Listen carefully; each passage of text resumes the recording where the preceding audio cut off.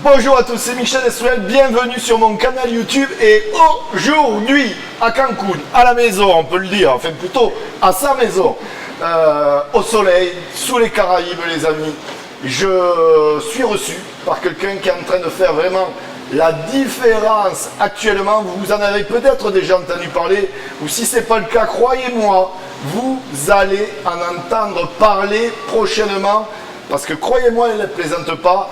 J'ai l'honneur de vous présenter Marie Robichon. Bah écoute, Marie, c'est un plaisir. Merci Michel, en tout cas, ça me fait vraiment super plaisir que tu viennes à la maison. Je suis très contente. Le cadre est sympa, le cadre est sympa. C'est vrai. On peut le dire, on peut le dire. Et les Français, bon, qu'est-ce que vous foutez quoi? Venez en vacances à Cancun, on est au top ici, c'est pas vrai? Ouais, c'est vrai, mais le problème c'est que si vous venez en vacances, vous repartirez potentiellement jamais. C'est un sûr. Vous avez vu comment elle est bronzée? Ici c'est le top, on va pas se mentir. Ça, donc Marie, bah, écoute, merci d'avoir accepté mon invitation déjà. Merci à toi, ça me fait vraiment super plaisir. On est à 6 minutes exactement, on habite à 6 minutes l'un de l'autre. Je viens de chronométrer là, on est à côté, on est voisins. Est-ce que tu peux nous partager un peu comment tu as déjà un peu ton parcours et comment tu as rencontré le marketing de réseau? Oui, bien sûr. Et écoute, moi avant d'être dans le marketing de réseau, j'étais étudiante. J'ai fait un BTS suivi d'une licence et un master. Donc j'ai découvert le marketing de réseau. Et de quelle ville? De Lyon, à la base. Je suis originaire de Lyon. Seconde ville de France. C'est ça. J'ai plein de Lyonnais qui me suivent. Ah ouais? Bon, Lyon c'est bien, mais Cancun... C'est mieux que Cancun. Ouais, on est d'accord, ça c'est autre chose. On va pas se mentir. Et du coup, j'ai découvert le marketing de réseau quand je venais juste de finir mon BTS, en parallèle de ma licence. Donc à la base, c'est un ami à moi, basiquement, qui m'a présenté une industrie que je connaissais pas du tout. À la base, moi, j'étais que sur les services pendant un an et demi. T'as fait que les services de la compagnie où tu es pendant un certain temps, tu es focalisé que sur ça? Exactement, je me suis focalisée. Pas de recrutement, rien? Non. Pas de recrutement, j'ai commencé à faire un petit peu de marketing de réseau au bout d'un an et demi, une fois que je maîtrisais bien tous les services, parce que à côté j'avais mes études en fait. Donc ça prenait quand même pas mal de temps. J'étais en alternance, je travaillais, donc l'école, je fais pas mal de sport aussi, les études, c'est vrai que je pouvais pas... Regardez ces stories, muscu, fitness à fond, prenez exemple. On essaye, en tout cas. Et du coup, j'ai fini mes études, c'était l'année dernière, au mois de juin. J'ai passé un master en business international. Donc j'étais en alternance avec mon papa. J'ai travaillé dans son entreprise en tant que business développeur. Et du coup, au mois de juin, j'ai décidé de vivre complètement du marketing de réseau. J'avais plus forcément envie de... Ouais, du système traditionnel et tout ça. Non, pas vraiment. Dans le sens où j'avais fait du coup un master, diplômé d'un bac plus 5, et on me proposait à la sortie des postes à 1 800 €. Donc je gagnais déjà bien plus que ça avec le marketing de réseau à l'époque, donc j'avais pas forcément envie de retourner dans ce système traditionnel, mais à la base, moi si tu veux, j'ai fait des études en business pour ouvrir mon entreprise. Mon but premier, c'était vraiment d'ouvrir ma boîte, plutôt un truc tu vois, dans l'import-export. Donc tu as toujours eu cet état d'esprit d'entrepreneur? Ouais, carrément. Mon père est chef d'entreprise. Donc il t'a donné le goût à l'entrepreneuriat. C'est ça, tout à fait. Donc du coup, je me suis dit, je vais ouvrir une boîte. Je n'avais pas vraiment tu vois, de produits ou de services de prédilection. Je me suis juste dit, je vais prendre un produit d'Asie. En général, c'est là où c'est le moins cher, l'importer sur les marchés français et revendre.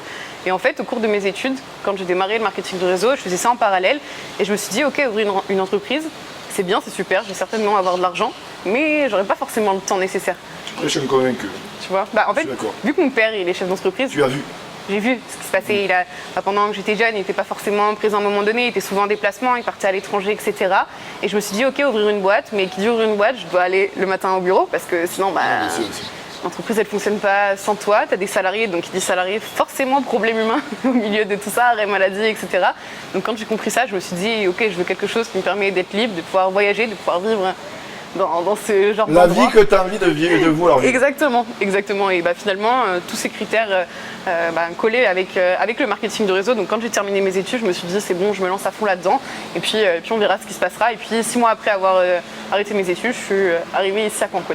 Génial, incroyable. En tout cas, félicitations parce que ton parcours est inspirant, vraiment.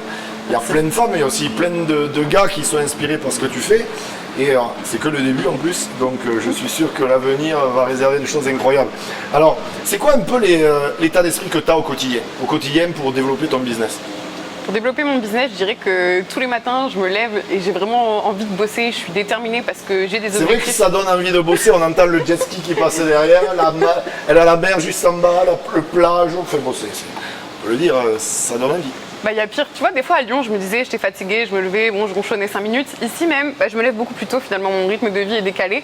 Mais je me lève à 7 h du matin. Bon, ça pique un peu, mais je me lève, je vais devant la baie vitrée comme ça et je me dis, bon, finalement, ça va mieux. Travail, tu sais exactement pourquoi tu le fais. Et finalement, aujourd'hui, je suis dans un état d'esprit où j'ai des objectifs. Le premier est atteint en arrivant à vivre, entre guillemets, au soleil et d'être assez libre. Mais j'ai d'autres objectifs et je sais exactement pourquoi je travaille. Et je suis vraiment dans cette optique-là de travailler. C'est pas quelque chose qui me fait peur, tu vois. Je peux travailler du matin au soir à la nuit non-stop et je suis vraiment dans cet état d'esprit de guerrière. Moi, je vais à la guerre, tu vois. C'est comme ça que ça se passe. Ça me plaît, ça vous avez compris, c'est le charbonneuse, le travail. Le travail paie, bravo. Bravo à toi.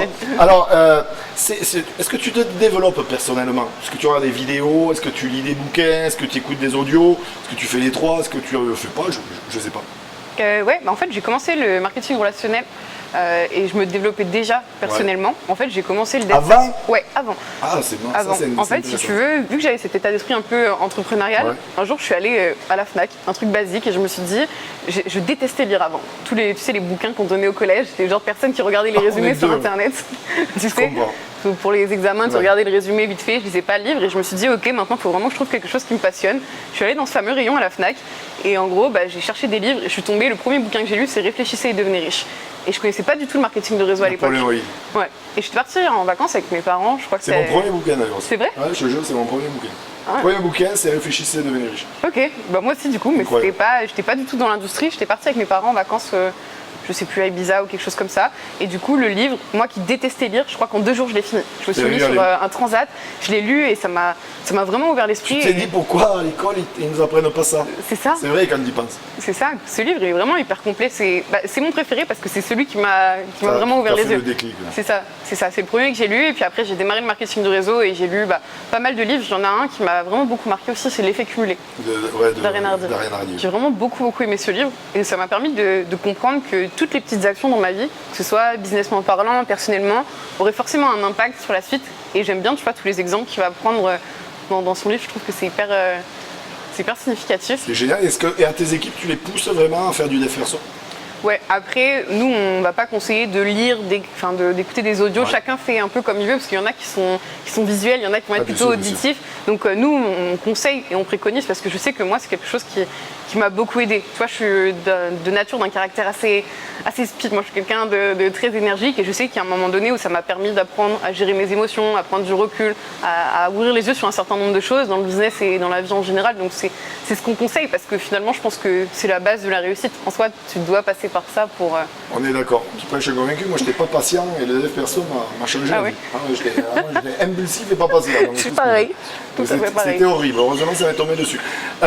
Alors, il y a plein de gens qui aujourd'hui sont sur les réseaux sociaux. On est d'accord, tout le monde est dessus, c'est gratuit. Et le monde a changé, le monde a évolué, le marketing de réseau évolue. Ce qui était vrai avant n'est plus vrai aujourd'hui. Et ce qui est vrai aujourd'hui ne sera plus vrai demain, parce que le monde va très vite. Et c'est vrai que toi, tu es à bloc sur les réseaux sociaux, tu recrutes énormément, tu fais beaucoup de clients, tu es énormément sur Instagram, en story, je te vois tout le temps, etc.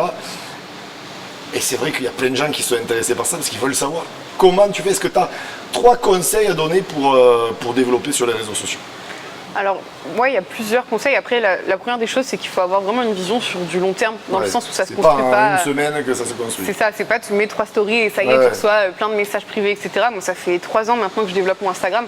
Donc, tu vois, ça demandait quand même un travail de profondeur. Quand j'ai démarré le marketing de réseau, je devais avoir 200 abonnés ou peut-être 300. Là, aujourd'hui, j'en ai un peu plus de 10 000.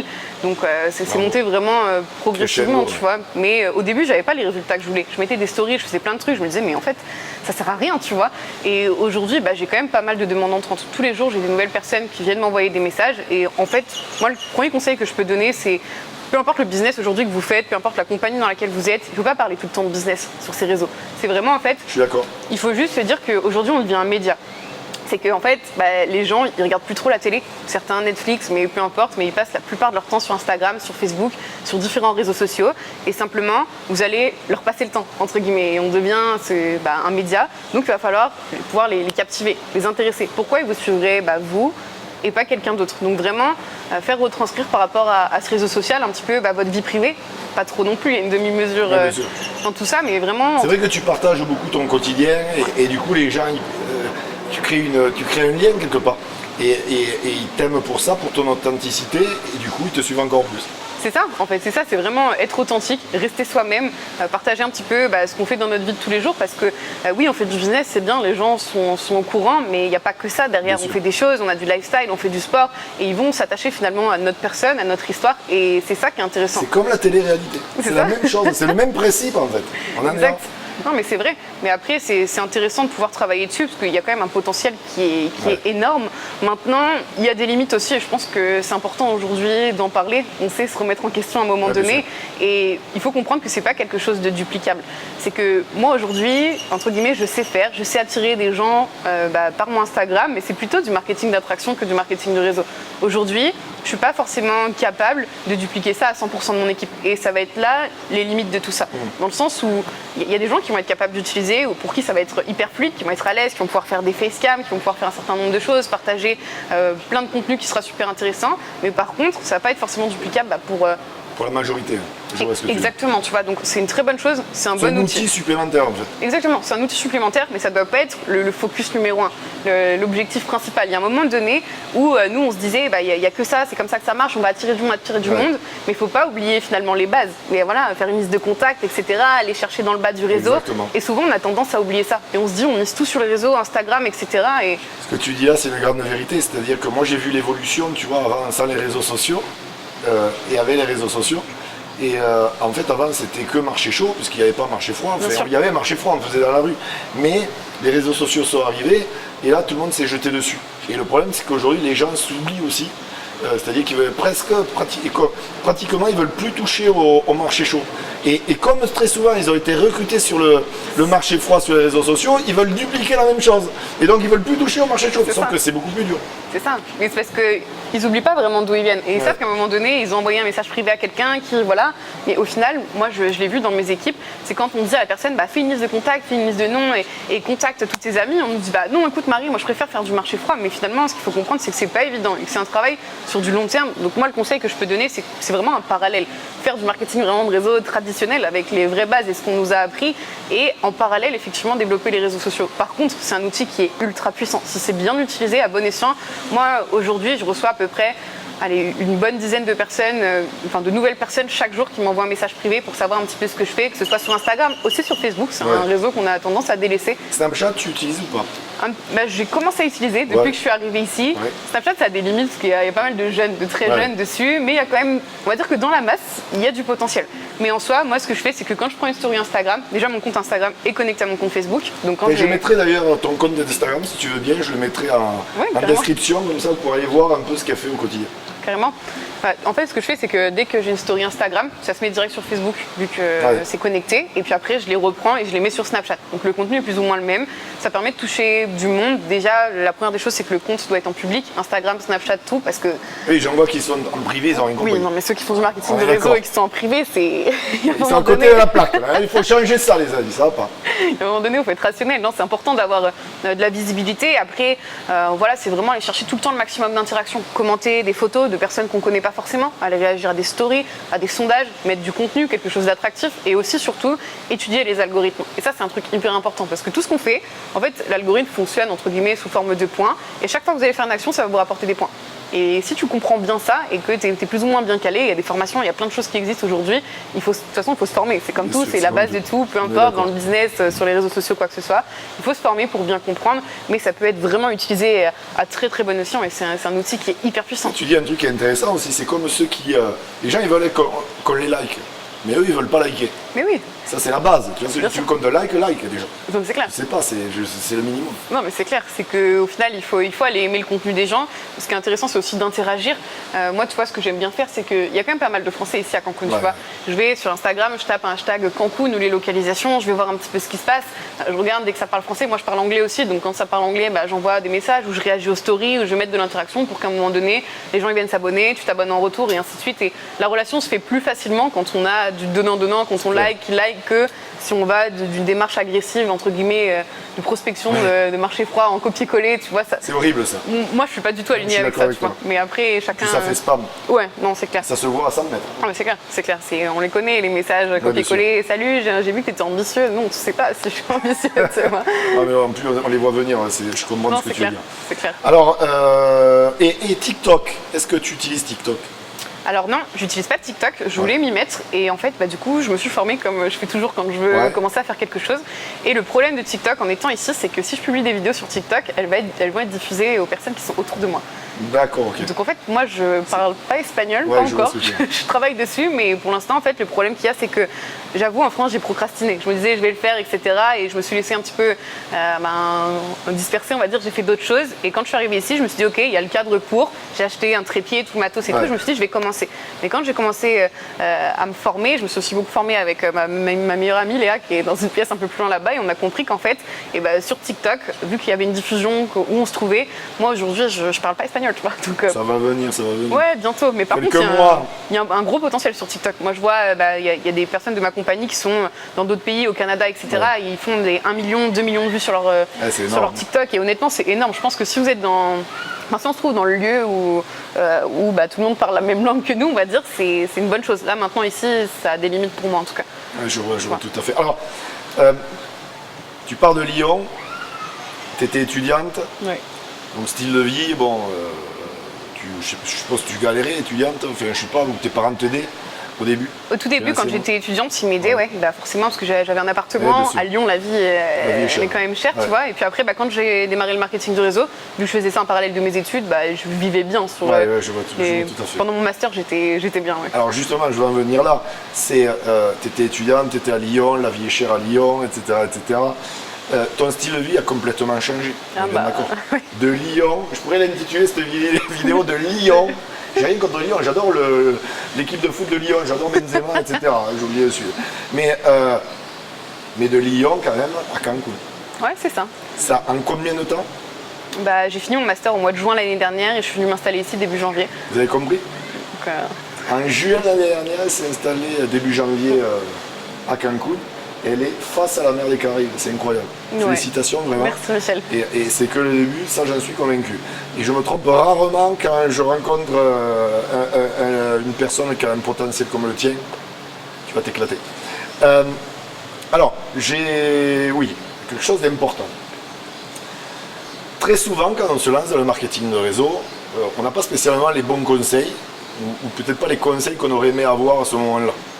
Alors je ne sais pas toi, est-ce que tu pourrais donner 3 conseils, vraiment 3 conseils que tu aurais aimé peut-être recevoir quand tu as démarré mais que tu n'as pas eu, ou 3 conseils que tu as eu et qui vraiment t'ont impacté, ou 3 conseils avec ton expérience maintenant qui font que tu sais que c'est les 3 conseils que tu aimerais que de suite on te donne.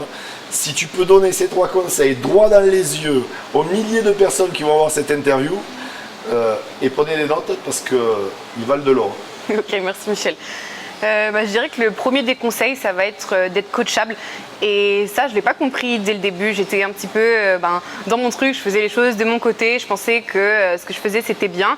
Et ça va avec, mais écoutez les conseils des personnes qui ont les résultats qu'on a envie d'avoir. Mais surtout, il faut oser aller voir ces personnes. Parce qu'à l'époque, moi, j'avais 21 ans et je voyais Maxime Pierre, que tout le monde connaît, Eva Busqueta, et je me disais, mais ces personnes-là, ils sont trop loin pour moi. Pourquoi moi, Marie, j'irais voir ces gens pour leur demander des conseils? Donc, je restais à mon niveau et j'étais un peu bloquée. Et le jour où j'ai pris la décision d'aller les voir, d'écouter leurs conseils, de m'entourer de ces personnes-là, c'est là où j'ai vraiment progressé. Donc ça, pour moi, c'est hyper important, l'entourage et la coachabilité. Aujourd'hui, j'étais en call encore il y a quelques jours avec Maxime, il m'a donné des conseils et je sais que je vais appliquer à la lettre. Donc c'est vraiment le plus important pour moi pour pouvoir réussir à un moment donné. Après, le deuxième, je dirais d'avoir vraiment une vision sur du long terme, dans le sens où le marketing de réseau, c'est un processus et il faut comprendre qu'il faut être patient. Ça ne va pas se faire en 5 minutes, on est là pour plusieurs mois, pour plusieurs années. C'est pas une course, c'est que tout simplement, chacun son timing, on va dire, mais dites-vous, dans 5 ans, si vous êtes encore là, dans 5 ans, à partir du moment où vous regardez cette vidéo, vous ferez vraiment beaucoup d'argent, vous aurez impacté positivement énormément de vies. Donc je pense que ça, c'est l'essentiel aujourd'hui d'avoir vraiment une vision sur du très long terme. Et le dernier des conseils, je dirais la persévérance. et la patience. Il faut persévérer, ne jamais abandonner. Il y aura des hauts, il y aura des bas. Des fois, c'est pas facile. Même moi, hein, c'est normal, c'est humain. Il y a des fois où on va avoir des petites baisses de motivation, mais c'est pas grave si vous avez un objectif bien en tête, que pour vous c'est clair, c'est précis, que vous savez exactement pourquoi vous le faites. Vous avez juste à continuer. Il y aura voilà, des pics, des moments où ça va rebaisser, des moments où ça va remonter, mais c'est normal et c'est le processus. Mais une seule chose est sûre, c'est qu'il faut que vous croyez en vous et ça c'est hyper important. Tout le monde est capable, peu importe qui tu es, d'où tu viens, les diplômes que tu as ou pas d'ailleurs, tout le monde peut y arriver et je pense qu'il y a des belles preuves de tout ça dans le marketing de réseau. Il y a des personnes qui ont fait des scores énormes, qui ont peut-être même pas d'études. Donc voilà, la dernière chose c'est vraiment persévérer, ne jamais abandonner et surtout croyez en vous. Et une précision, quel âge as-tu? J'ai 24 ans. 24 ans les amis, 24 ans. Venez pas me dire que les gens ne peuvent pas réussir. C'était Marie, vraiment. C'était un plaisir pour moi de faire cette entrevue, vraiment. J'espère que vous avez pris des notes. J'espère que vous allez revoir cette vidéo, vraiment, parce que ça a été vraiment beaucoup de valeur ajoutée. Elle vous a parlé des réseaux sociaux. J'aborde pas trop souvent le sujet parce que j'ai pas spécialement des pros des réseaux sociaux, mais ce soir j'en avais une. Enfin, plutôt aujourd'hui, j'en avais une. Et vraiment, ça a été un plaisir. Merci beaucoup. Merci à toi Michel, c'était vraiment un plaisir de pouvoir assister. Et les amis, vous likez cette vidéo, je vous le dis, tu la likes cette vidéo, parce que si tu la likes, tu seras béni pour 10 générations. Exactement. Et c'est pas terminé, tu dois partager cette vidéo à toutes tes équipes. Et commente, en plus si tu fais partie des équipes à Marie, c'est le minimum de commenter. Si tu n'en fais pas partie, mais c'est encore mieux, tu seras béni sur 100 générations. Donc partagez, likez, abonnez-vous à ma chaîne, c'est le minimum. Notification, la petite cloche pour recevoir les vidéos en avant-première. Et puis, on va pas se mentir, bougez-vous le cul et rejoignez-nous à Cancun prochainement. C'est À clair. très bientôt les amis, bye Ciao. bye.